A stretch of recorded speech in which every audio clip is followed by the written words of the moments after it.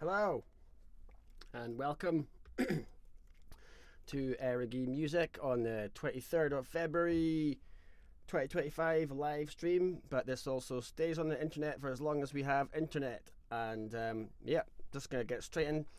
My name's Adam Sutherland. If you don't know that already, hello. And this channel and these live streams are all about really, hopefully, just developing an appreciation for the art of writing tunes. Tunes being like Scottish traditional music, Irish traditional music, but really just actually the wider melody world. It's all welcome. My upbringing is Scottish fiddle music. I'm from near Loch Ness, and yeah, I'm a tune writer, fiddle player, and kind of all-round guy. And yeah, welcome if you haven't been before, and if you have been before, welcome back. As always, I welcome any comments in the chat, so please feel free to wire in. Also, feel free just to say nothing and just listen to me rant and rave at you about tunes. So this week, as you will have gathered from the title and thumbnail of this, it's a focus initially on the music of the late Angus R. Grant. There is not enough YouTube space on the internet to talk about him, and I also want to say I am in no way presenting myself as some kind of authority on him or his music. I'm just going to share with you some of the things that I personally loved about him and his music. So that's going to be the first half of that, and if you know about Angus already, then you'll be more than familiar with him as a kind of entity and an artist. But if you're not familiar with him, then, and this is the first time you're hearing about Angus R. Grant, please, I'm going to say this repeatedly, please go and check out the music of Angus Grant and the Shooglenifty. Shooglenifty being the iconic acid-croft band, still going, but started off back in the 90s. And please check out Shooglenifty and Angus Grant if you do nothing else, actually, from this, if you haven't already. Yeah, I've got a couple of photos of Angus Grant. You'll have seen the photo from the thumbnail for this, but I've got a couple of other ones I'm going to just pull up here. Just like, check this out. Does this work? I mean, look at the dude. Look at him. Just even if you've never heard a single note, like, just look, you already know he's cool. Like, it's just, I mean, look at that. Look. So, I don't want to be too into how people look, but I think he looked cool. And his stage presence was legendary. And there's never been anyone really before him, and there won't be anyone like him ever since, in many ways. But as an entertainer, really, he just was incredible. And yeah, so Angus, of course, was the son of another famous Angus Grant fiddle player, and let's see if I can get a photo of him up without too much technical problems. Yeah, that's it. That's his dad, Angus Grant Sr., famous left-handed fiddle player from Lochaber, and a legend in his own right in terms of composing tunes and teaching. I don't know how many hundreds of students, probably, but a great many students. So respect to Angus Sr. as well is due, and it would be remiss of me not to mention him in the same breath as mentioning Angus R. Grant, who I'm going to speak about mostly here today. And yeah, Angus R. Grant, I'm going to speak about him a little bit and some of his tunes, and then I'm going to walk you through a tune I wrote, kind of dedicated to, well, completely dedicated to him, and that's called The Wizard, which I guess you can kind of see why I called it that from like just his general vibe. Yeah, so Shooglenifty, an amazing stage performer, but also, like, I think some of the things that really impressed me about him was his tune writing, and this channel is all about writing tunes. So, you know, he's written tunes that are played, if you play any kind of Scottish music, or even probably Irish or anything else, you'll be surely familiar with, like, the 250 to Vigo, an absolute masterpiece, in my opinion, but also clearly in the opinion of the whole folk scene, because yeah, as you'll be aware, people don't play tunes they don't like, and there is this like ruthless Darwinian side to folk music. People only play tunes they love. So 250 to Vigo is clearly one of those.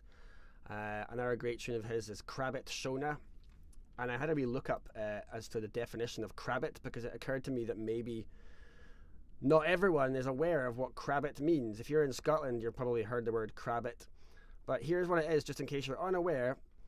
Crabbit, according to the dictionaries of the Scots language, or Dictionaries o' the Scots Lead. I always feel like a plonker trying to speak Scots, so less of that the better. But it says crabbit or crabbit, et, adjective, forms and uses of it, crabbity, crabbitness, in a bad temper or out of humour. So yeah, this tune of his, Crabbit Shona, I don't know who Shona was, but she was not happy, obviously, and Angus and her had some kind of exchange, I'm guessing, and she was nae happy. Crabbit Shona, 250 to Vigo. Also, just while I remember, if you have any favourite memories of Angus Grant, please chuck them in the comments, or any questions. In fact, just the more feedback the better, so I'm not just here just like talking at you all. I would love to hear some of the things you may have loved about Angus's music, or Shooglenifty, or anything at all. I wasn't like, I'm not going to say like I was like one of his close friends, but I did know him. I was very fortunate to have spent 11 days in New York City in around about 2007 with I was there with a band called the Peatbog Fairies, who also you should check out if you haven't already. Peatbog Fairies have been going for around about the same amount of time probably as Shooglenifty. Both started, I would say, in the 90s, and I was in New York City with the Peatbog Fairies, and Shooglenifty were also there with Angus Grant. We were there for an event which is still taking place called Tartan Week, and we had to play music every day in what was kind of called a Scottish village, which was in Grand Central Station, and they were just kind of channeling people through this little bit of the station where they'd have some people cooking scallops, and then there'd be like a big telly with some looped video of a bird's eye view of some Scottish glens and some atmospheric music, and then various other Scottish things, all designed to encourage tourism in Scotland. And there was a stage, and at various points in the day for 11 days we would take it in turns, the two bands, to play on the stage. And but that wasn't all of the time. In fact, it was actually a small fragment of the time that we had to actually do the job. The rest of the time we played music and partied for 11 days in New York City, and it's one of my most favourite times as a professional musician and also as a human, just hanging out with all these guys, including Angus Grant, playing tunes in bars and pubs and hotel rooms all across New York City. Yeah, just amazing. I'm just looking at some comments here. Hey everyone, hey Carl, hey Linda, hey Carl again. The Arms Dealer's Daughter, excellent tune. Agree. And the 250 to Vigo, yes, a great tune. Duncan Chisholm plays it beautifully on Fire. Good shout. In fact, Duncan's probably one of the ones who's helped to make this tune as well known as it is, although Angus probably had made it already pretty famous long before that. But yeah, another great Highland fiddle player, Duncan Chisholm. Whoa, some writer as well. We should speak about his tunes someday. Yeah, any more comments or questions, chuck them in, but I'm going to just play try and play a couple of, well, I'll play the 250 to Vigo.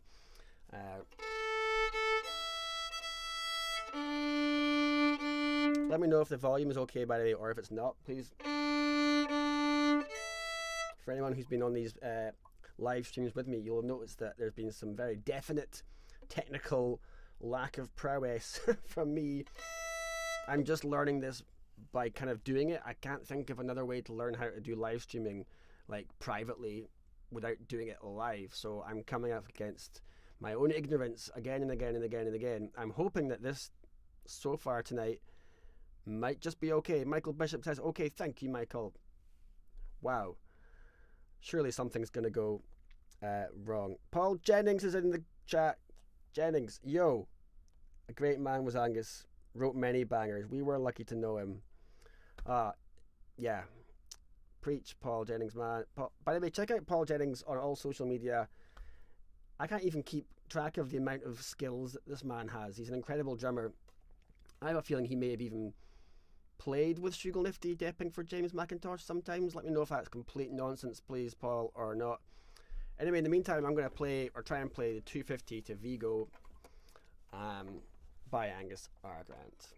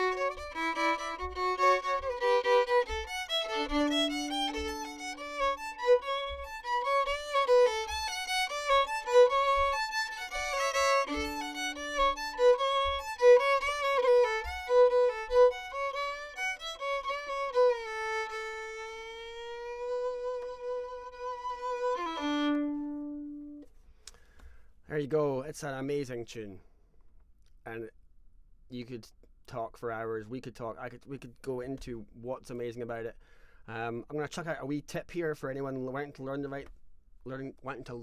write their own tunes, or anyone even just appreciating music. Is something I do when I'm trying to get into why I love a tune.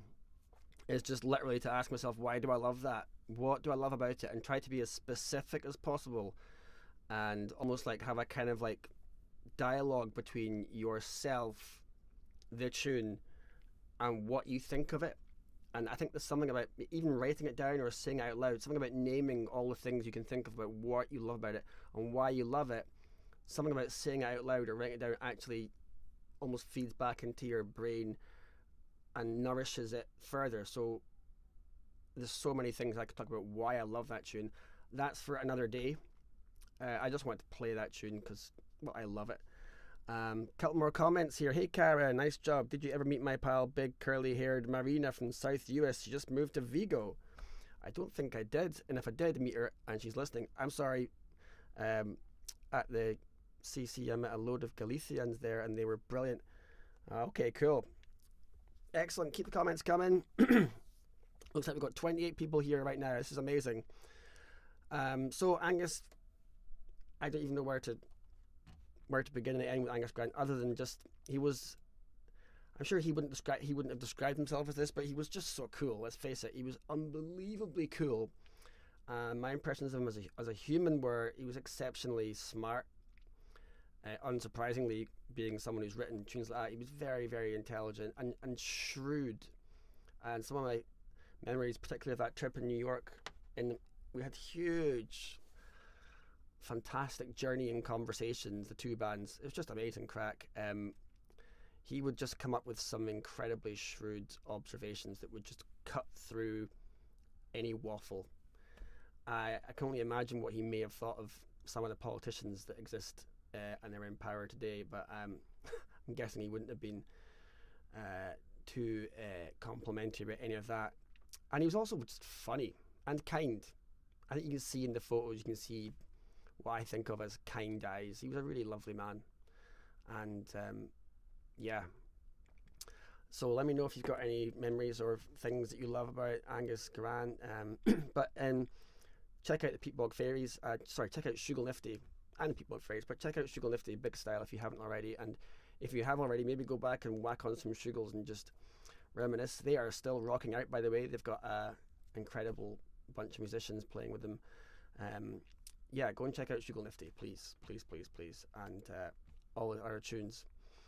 So yeah, I think I'm going to just start repeating myself by saying he was so cool, but I'm going to play this other tune now that I've been wanting to look at, just to try and walk you through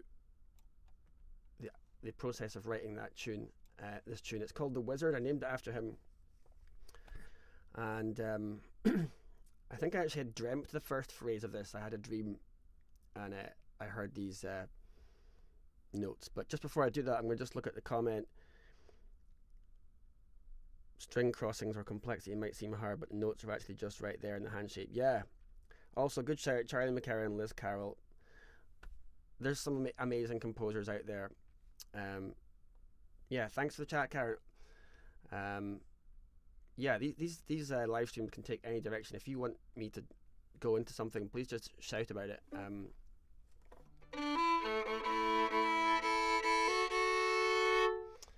I've just got a text message from John Somerville. I don't know what he's saying. I don't know if he's watching this or not, but that's another amazing composer. Should probably check out his music as well. Check out everyone's music. So this is a tune now. I dreamt the first phrase, and I think I'm actually going to see if I can get the dots for this on the screen whilst I play it. Can I manage to do that? Let's see. Does this work? Is that... Tell me if that's legible. I'm hoping it is. This tune is... It's basically all written on the same 4 chords, which if you're interested in writing tunes to chord progressions, or even if you're not, that's what I did here as a kind of place to start from. A minor to F major, so to F to C to a kind of G.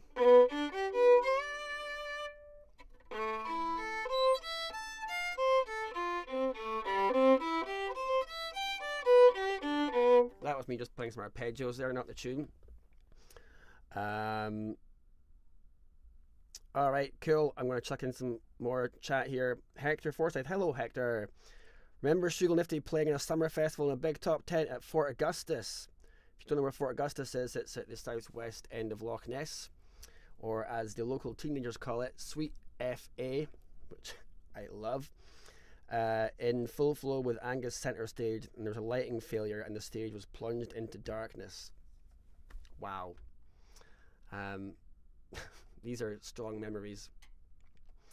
Yeah, so chuck in any more memories you have. In the meantime, I'm going to play this tune. It's all about these chords and trying to take this. It's all about trying to take people on a journey. So.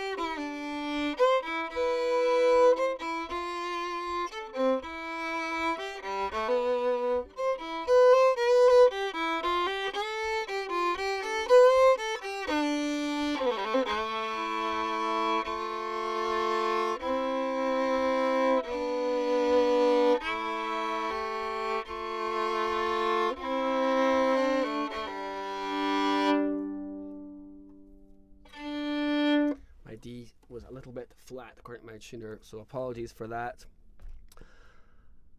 I'm going to take away the dots on the screen.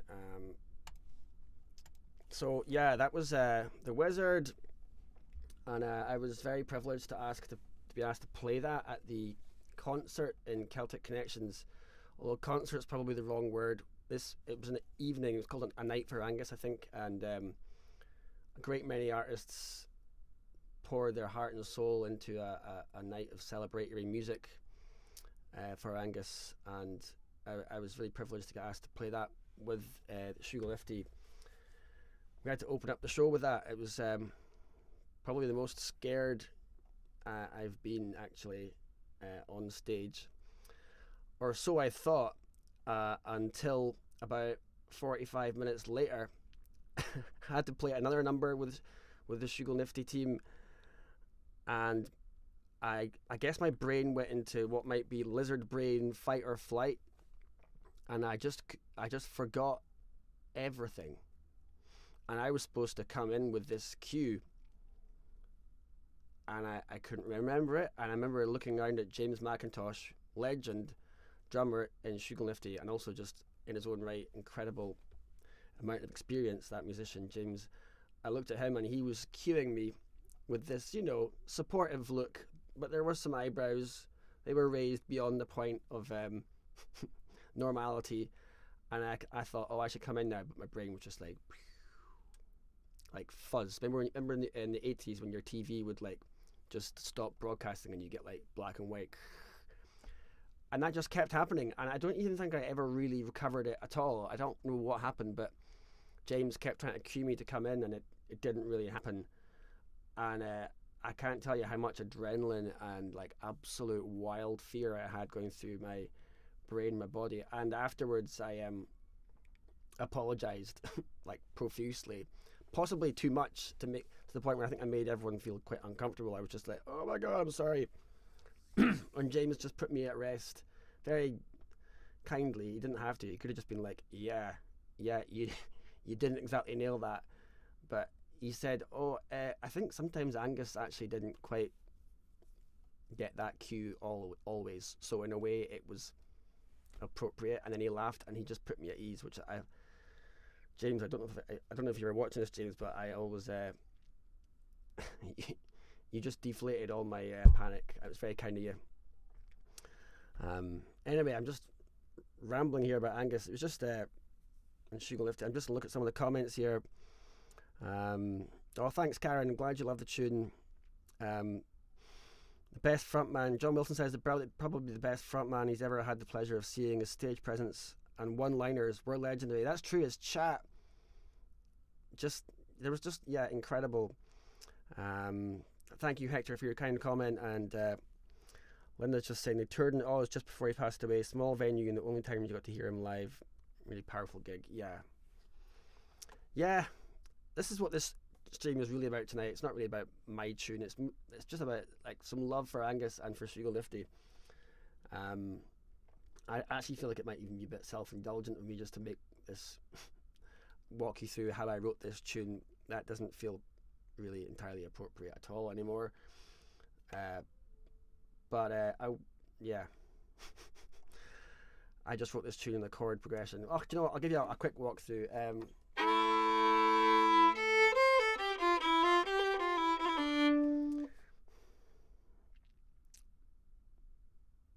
Yeah, I actually don't even feel like doing what I said I'd do now. I just feel like talking about how awesome Angus's music was. I will tell you a little bit actually, because I said in the chat I would talk. When I was writing this, I had a battle with my ego. We've all got egos, right? When I started writing these first notes, I just find it always starts for me with an opening phrase or some notes that I love. Every time I end up completing a tune, it starts with just some excitement.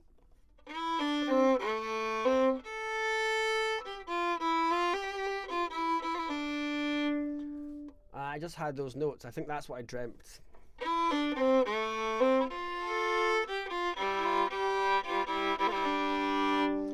And then I ended up with this answer phrase.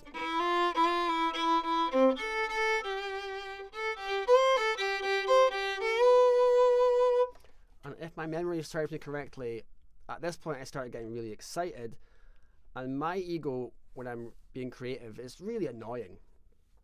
My ego kind of manifests as in, like, when I get excited about, oh, this tune is exciting, it's like my ego goes, oh, it wants to like jump onto the creative process and control it and make sure that it's like a good tune. And there's nothing worse, I think, than letting that bit of me actually be in the driving seat. And I have lost this battle many times. I've let that bit of me that once, I suppose it's like a vainglorious, I want to write a good tune rather than just writing whatever the actual tune itself seems to want. And that's something that I've battled with, and I'm wondering if maybe part of how I can be helpful to anyone else writing is just to share some of my battles. I started writing this and I was like, oh, I want to make it good, but then luckily I kind of noticed that bit of me, and I was able to kind of ignore it. I can't stop that voice, I can't stop that need, but I can kind of just go, it's there, but I'm not listening. So I named it, I think during this process of writing this tune, I named it, that bit of me, pardon my French, the arsehole in the corner. Because it's like, imagine you're in the bar having great crack with your pals, but there's someone just sat in the corner just going, yeah, but is it good? Or are you, worrying about that voice. It's like so unhelpful. And I don't think children have this voice. It's like, kids play with their toys, but at no point are they worried about, am I playing with my toys well enough? And I don't know, they're just playing with their toys, they're having fun, that is not even there. But at some point maybe not everyone, but at some point I got this, oh, is it good enough voice. But I don't think I'm the only one to get that. Is it good enough? And it's just like, that voice, where that comes from, should not be calling the shots. It shouldn't be calling the shots. I'm going to come back to this in a wee second. I'm going to look at some more comments. Jimmy, hey, hi Jimmy. Didn't want to take them. I'm not trying to take the mickey there. Hey Jimmy, your name's Jimmy. Jimmy, hey, I first met Angus and Glenelg in the early 80s. Whoa, that's going back. And you played many sessions there and in the surrounding area. Great times. One love. Wow, so you were playing tunes in Glenelg in the 80s. I've heard about those times. Wasn't fortunate enough to ever take part, but you've got some special memories there, I'm quite sure. Wow, that's powerful. Karen, did anyone listen to Whiskey Kiss when it came out, or go to any of those Edinburgh rave type gigs? You didn't, but you think that, like, seeing that Clash, legendary. Yeah, I was lucky to see Shoogles in that era, but also all the other eras since. They're just always amazing.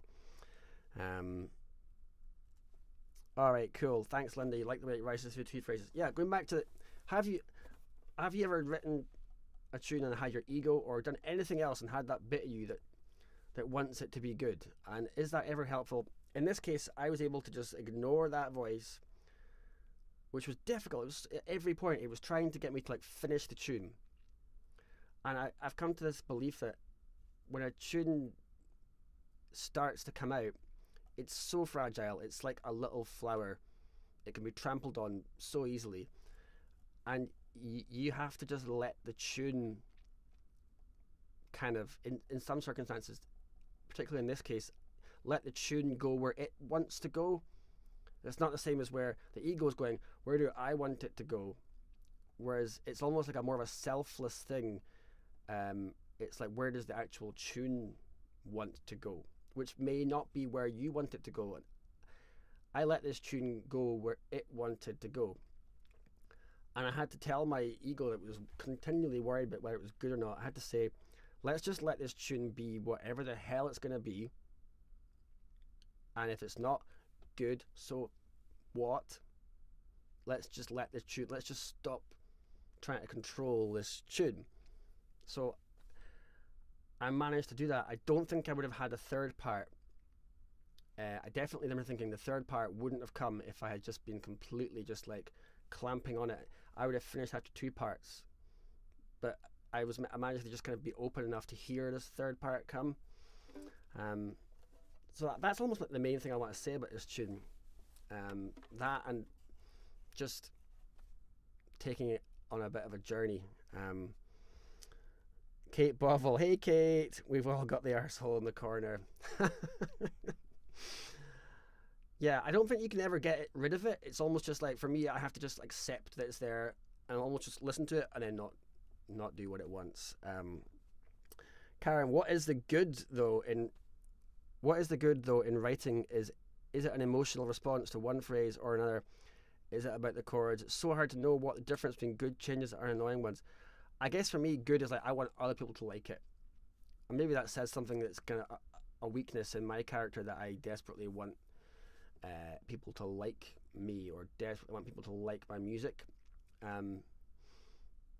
So in a way, it's like what's that term in psychology? It's where you need to be liked all the time, and if you're not liked by other people, you don't like yourself. Let me know what that's called. There's a term for that. But part of my battle has just been actually validating my own tunes without needing other folk. But I think we write our best tunes when we're not worried about what other people might think. Maybe we're our best versions of ourselves when we're not caring too much about what folk think. Not caring in a good way. Angus, hey Angus, welcome here. My daughter met him when Shooglenifty visited her primary school in Applecross. She went on to play the fiddle. That is beautiful. So a real sliding doors moment if you've seen that film. Amazing. Also Applecross, stunning part of the world. Shooglenifty visited her primary school and then she went on to play the fiddle. That's amazing. So yeah, anyone got any more questions about anything or any comments? Normally I quite often do simple phrasing structures, question answer. This one's a bit more, well, what's the question?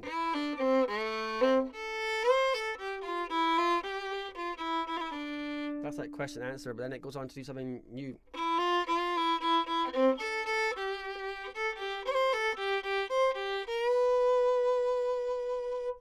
Finishing a phrase on a B when you're in A minor is like finishing unresolved. There are certain notes, if you finish your phrase with these notes, it leaves you hanging. Certain notes don't leave you hanging. So I quite like not finishing on a full stop there.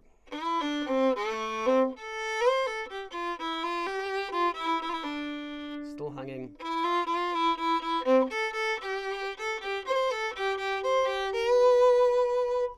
And then I just thought, why don't I use that B as the start of the next phrase?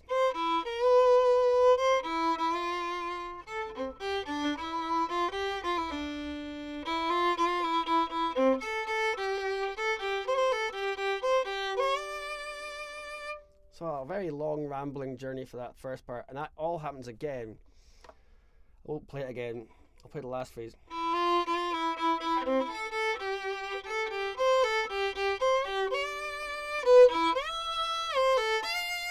I thought there's an energy here, that last note. What if I felt that the tune wanted to just keep rising.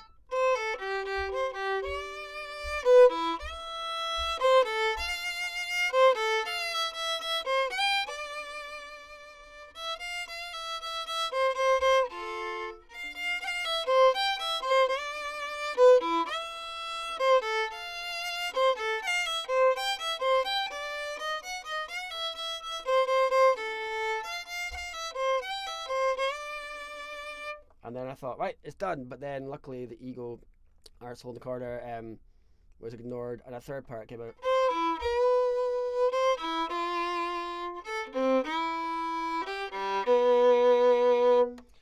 One of my favourite things writing tunes is thinking of ways to get from one place to another. I thought, how can I get from there to, so that just the same two introductory notes.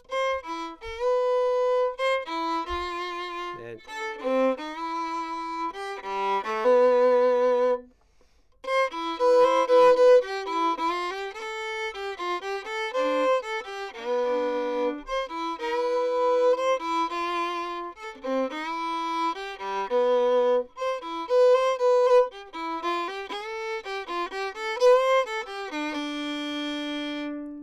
ending there, which sets you up for the start.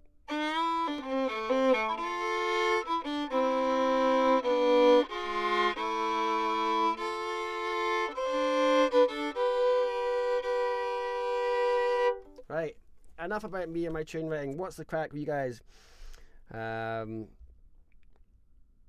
Is it approval seeking or people pleasing? Yeah, it's that. It's all of that. All of that. It's not great. It's not a great place to be. It's not really a question and answer, but I think maybe more a statement phrase in the. It's not really question and answer. I think maybe more statement first phrase then opposition. Yes, the third part beginning really reminds me of 250 to Vigo.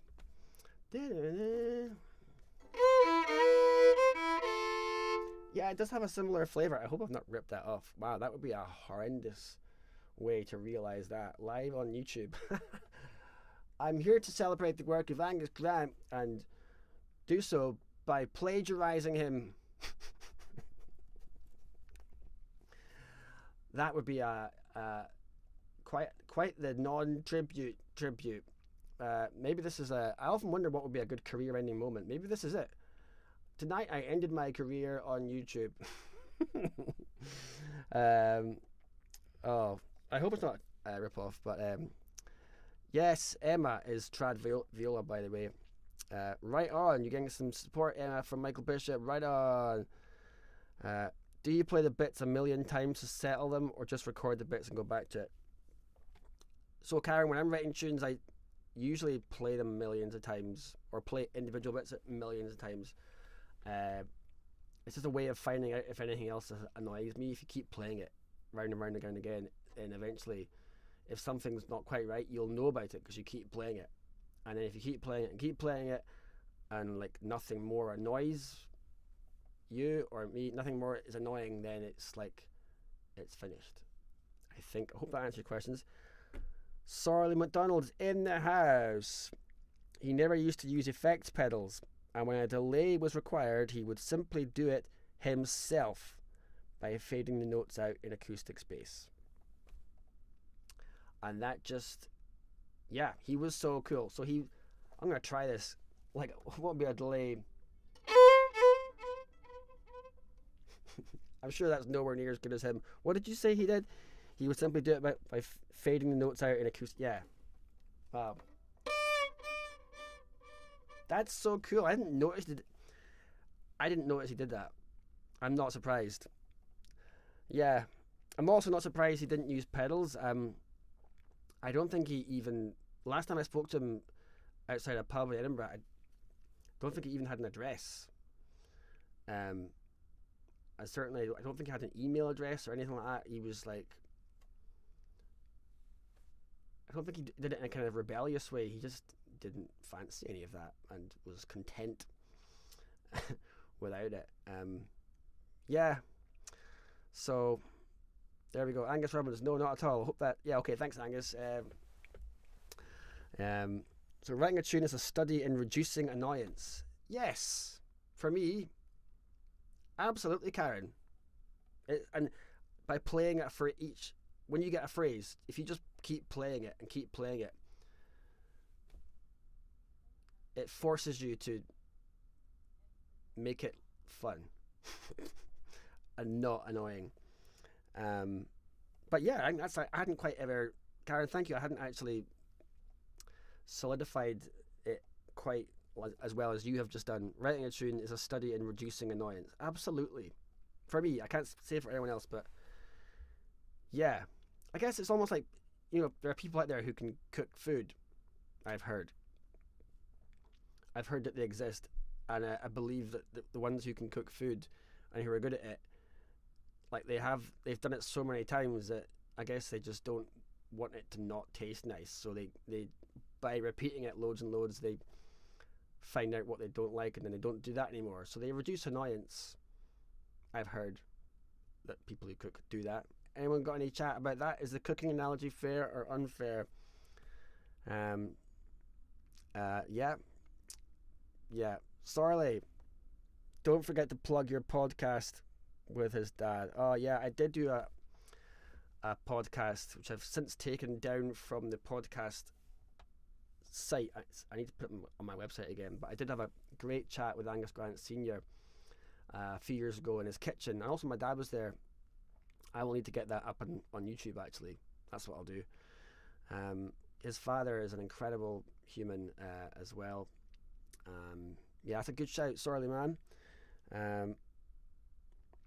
How does keep playing it not become annoying? Michael Bishop. How does keep playing it not become annoying? I guess by keeping playing it, you're challenging yourself to make it fun. Maybe by keeping playing it, you're like putting pressure on yourself to at least make it fun. If I'm going to keep playing this phrase over and over and over and over again, I may as well have a good time doing it. So maybe there's certain things you can do creatively to kind of force you to make it fun. I'm not sure if I'm satisfied with that answer.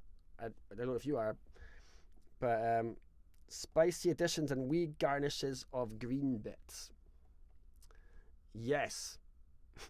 I'm guessing, Karen, you are a person who can cook. I've got a funny feeling you're a great cook.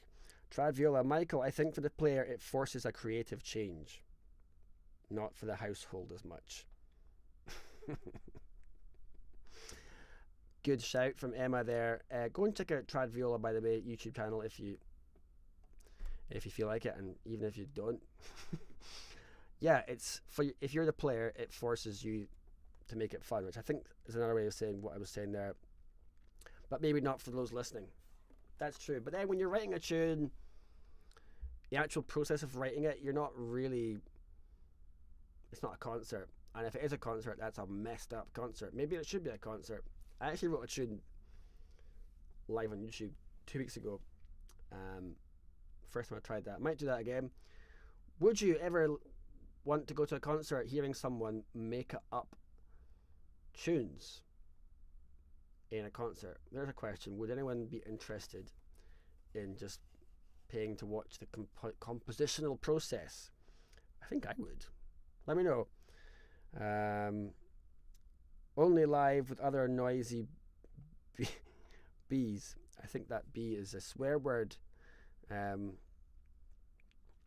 me just try and work out what you're referring to there. You mean only live with, yeah. Let me know. Give me some more info about what that means. Anyway, it's 45 minutes. Is there any more Angus Grant memories or just appreciation or Shooglenifty appreciation, or any more tune writing questions or comments? Is any tune writers out there, or any other creative people in other disciplines? It doesn't have to be tune writing. I think there's always parallels between all creative disciplines. There's always things in common. Living with other string players, maybe. Yeah, Karen. Yeah. So I think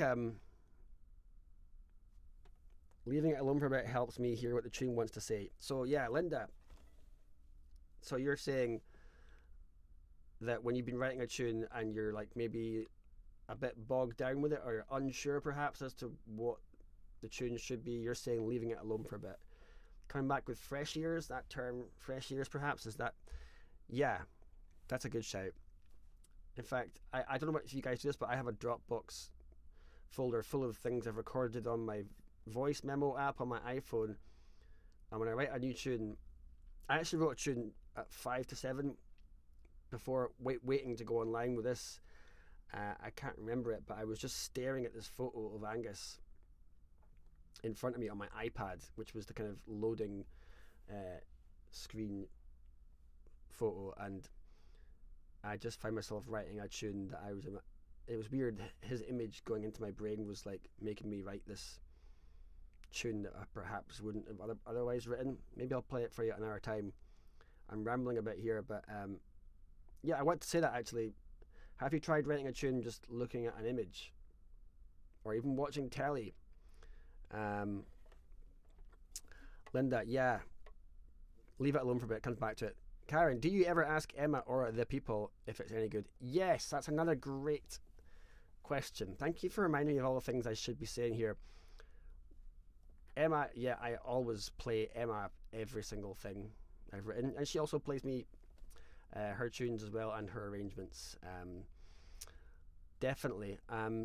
Playing it to other people is not without risk, because in a way it's they might not like it, and then if you're one of the people like who battles like I do, needing other people to like you, needing other folk to like what you do a little bit too much, then you might start kind of going, oh, if they don't like it, then I don't like it, and that's not a great place. So play it to other people by all means, but I think the best thing to do, to look for when playing your music to other folk, is, does this sound like anything? Because let's face it, that is a massive, well, that's a definite consideration at some point. Does this sound like anything? And sometimes I've thought my tune is original and it's not so much. Sometimes I've thought my tune is a rip-off of something else and everyone I play it to says no. So it is good from that point of view. I quite often send my tunes to a lot of my friends and other musicians and just ask them, be honest, is this a rip-off of something else? So that's different to asking if they like it or not. It's nice to like it, but you've got to do it for you. You have to like it. You can't let other folk be the kind of taste control people, I don't think. And that's not a healthy way to be. I just remembered this term in psychology. It's called codependency. Codependency, when you're just like, if other people don't like it, I won't like it. I've battled that. I think I'm doing a lot better with that now. There's something great about becoming a bit older. I'm 45 now. I'm pretty much over all of that now. I'm kind of like, I don't care if no one else likes my tune if I like it. I'm a lot better at that. I'm also like that as a human. I don't care if people don't like me anymore. That's fine. I don't like everyone. Who likes everyone? So yeah, codependency. Do not be musically codependent. Back to the comments. Hello, Caroline Fagan. Is the place where you write tunes important? E.g. your shed. I mean, I think it's important to get a place where you can just focus on what you're doing without having to, think about something else or someone else's needs. And if you do have to think about someone else's needs, like, say, for example, a 2-year-old child, that's maybe not a great creative environment. It's nice if it's warm. I've got the heater on. It's nice if, I'm going to talk more of like the place you're in. It's two kinds of place: physical place, and then the place you're in your head. It's nice if your physical place is like comfortable. It's nice if you've just in a place that allows your mind to get focused. You don't have to be in a nice place emotionally to write some kind of music. In fact, I'm not so sure it helps to be like feeling emotional about stuff at all, but I do know, let me know if this resonates, I have written some tunes which have come about when I have been exceptionally emotionally overwhelmed, because obviously life just does that to you now and again, and I've picked up the fiddle and I just played a noise that makes me feel better. And I'm not actually setting out to write a tune, it's more just like you've got a knot and you're trying to find where's that knot, and for me it's like playing, this is the noise that makes me feel better, and then that ends up being a tune, and then at the end of that I feel better. Sometimes I've just gone from being incredibly emotionally overwhelmed to just like empty. So that's my attempt to answer the question. Your physical space does matter, and maybe your emotional space is, you don't have to be in a good place to write music. I hope that makes some kind of sense. Hello, Hastane. Writing with no outside pressures versus writing to a deadline. Which do you prefer? I would ask that question to all of you here. I'll answer it, but ask yourself. I've noticed that there's no one way to write a tune, and each tune that I've ever written has almost come out of a slightly different process. I don't just have one way. It's like this tune seems to want or need this. So sometimes a deadline will be like, whoa, tune. Like actually, when I was playing my fiddle like at 5 to 7, I was watching the clock getting towards 7, and my brain was kind of going, try and finish the tune, or try and get a first draft before 7. So I think I was quite liking that, but other times it might be stressful. It's very much a case by case basis for me, and I would say, do you guys always find the same things work for you or not? Let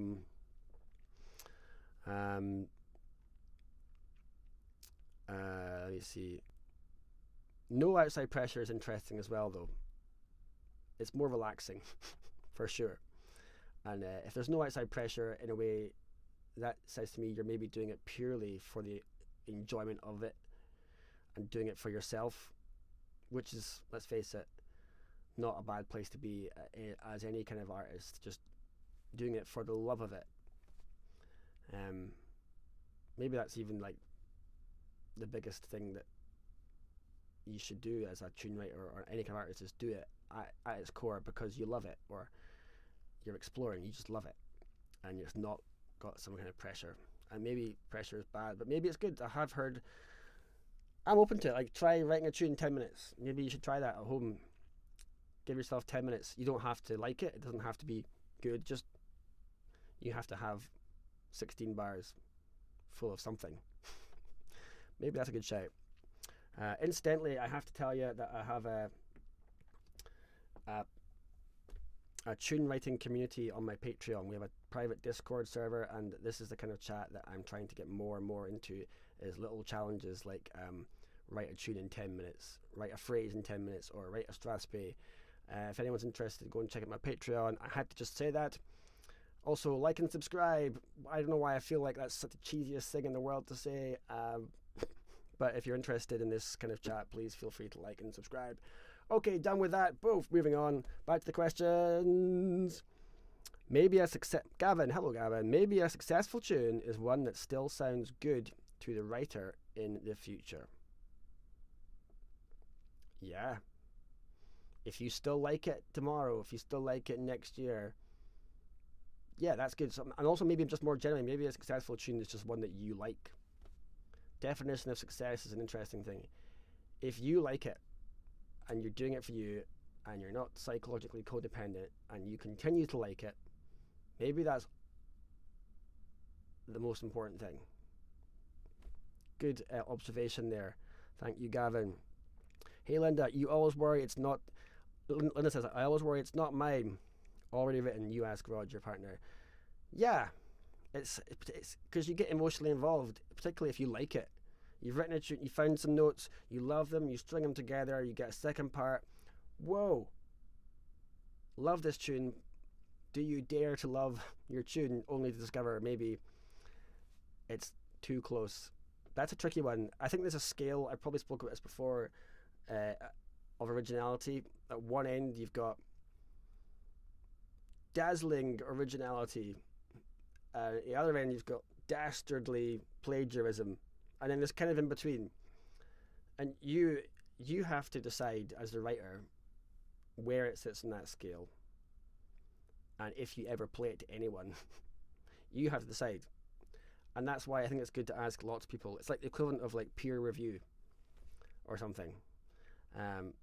But you just have to try it, and maybe the tune's not quite original enough. I have to say, I've written some tunes and I've gone, oh, that's too close to something else, but then so I ditch it, or I don't ever play it to anyone, but then a wee phrase from that tune that is original enough will then reappear in a future tune. So in a way, like good ideas, when I say good, in a way, the ideas that are trying to get through to you, if they don't get out in one tune and you ditch that tune for whatever reason, they may then reappear again in another tune. I once did a talk at an event called NAFCO, which is happening again next year, North Atlantic Fiddle Convention, on what makes tunes great. And there was this gentleman from Africa who just made this question. I don't know which country in Africa it was. He just said, I don't think about why do I like this tune. Oh yeah, sorry, the talk was why do I like this tune. He said, I don't think, why do I like this tune? I think, why does this tune like me? And that just, I just thought that was a really beautiful way of thinking about it. And sometimes if you ditch an idea because it's not original enough, it might just come back. It's almost like the ideas are trying to get through, or the tune is trying to get through, and your ego is a stopper, your ego is a blocker, but the tune itself is like trying to get through. And even if that's just like a nonsense way of thinking about it, there's some truth to it. It is the case that the bit of you that's you has to kind of step aside sometimes and let the idea or the tune, let it unfold. I'm just saying the same things again and again and again here, but you know, Ewan McLaughlin, hello. Ewan McLaughlin Music, outstanding musician. Check out everything he does. Angus taught you your first tune. Whoa. Angus Grant taught you your first tune, a huge inspiration, a total legend. Well, Angus would be, I'm sure, really proud to see what you're doing with your music, Ewan. I mean, my goodness me, you can play the fiddle. Whoa. Check out Ewan. Please just go and follow him on social media right now if you haven't already, or check out his music. You got a whole really impressive wide range of stuff going on. Extremely interesting, and good to see you here, man. Wow. Let's see more comments. Hey Karen, you could play it into TunePal. TunePal, that's like an app, isn't it? It's kind of like where you play a tune and it says if it recognizes the tune and accesses the file. Am I right in thinking? That's a terrifying test. But a good shout. I must check out TunePal. Let me know if anyone else has tried TunePal before. Good shout. Sorry McDonald, mind composing Al Jazeera in the Silver Birch Chalet in -12. Okay, so Sorley's referring to a wee riff that we yeah, I was mucking around in the fiddle. If I get this right, Sorley, we were playing in this band, Craft Number 5, and I was just, I wasn't even thinking about what I was playing. Sorley just whipped his head round and went, what's that?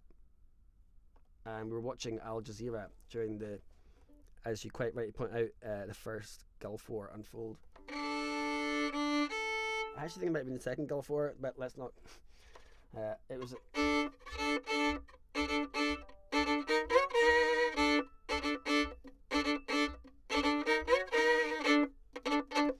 I wasn't even thinking about it, and you went, whoa, that. So I'm telling you that story partly because Sorley mentioned it, but also like that's an example of I was playing something, someone else said, whoa, what's that? And there's obviously loads of examples in history of different musical styles of people writing together. And that's an interesting angle, is maybe like having someone else just wade into your creative process and say, I like that. Because you might not have even liked it. But then if someone else just says, I liked that, you're like, what? Have you guys, has anyone here written a tune with someone else? That's a good shout. I'd love to know if anyone's written tunes with someone else, or would you? I think you've got to have a reasonably healthy relationship with that person, because it's obviously terrifying opening up your creative self to someone else at the moment of creation.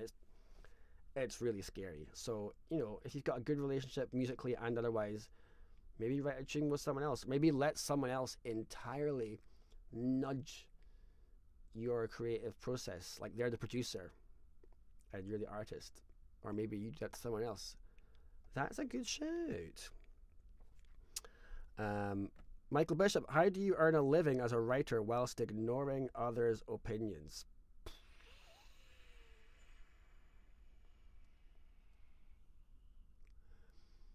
Because you have to, if you're going to release a tune or a piece of music or a song, you have to love it. I think you have to love that sequence of notes, or love those words to the song, or whatever. You have to love it. And then when you become a professional, you can't please everyone as a professional. You can't expect the whole world to love what you do. But I guess these days, particularly when there's like so much music, like every day there's just insane amounts of new music coming out, you can't expect to get everyone on your side. You can't expect to be Taylor Swift. Not everyone likes Taylor Swift.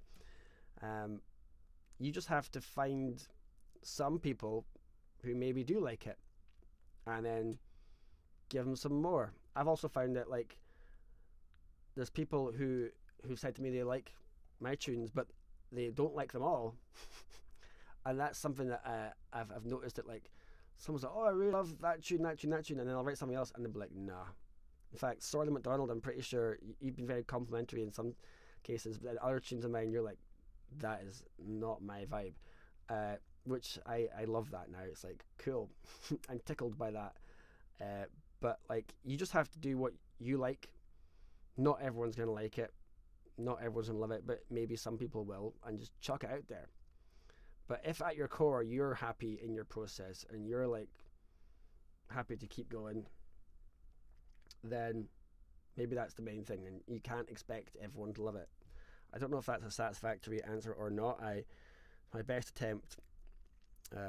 Okay, we are 1 hour in. I'm going to wrap this up reasonably soon just because I am parched and I forgot to bring some water. But I will answer these questions and maybe play a tune to finish.